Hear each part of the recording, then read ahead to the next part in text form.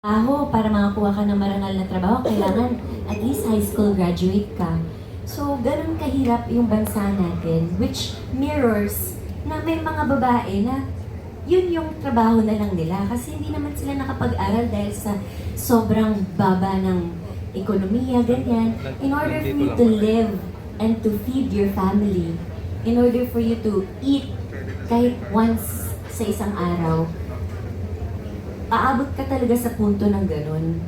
But sana, habang ginagawa ko siya, sana katulad ni Stella, nagbago siya na hindi naman siya laging ganun.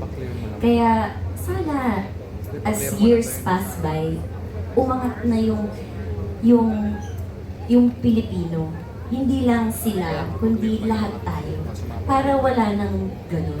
So, pag sinasabi mo, Kim, is parang your character mirrors yung mga ilang pinagdaanan ng ilang Pilipino sa atin na parang you're pushed against the wall to do these things. Kasi nga, hirap sa buhay. Yes, gano'n talaga. Dalawang side naman ng mga Pilipino eh. Mayaman, may sobrang hirap. So, Right. yes. Thank you, Kim.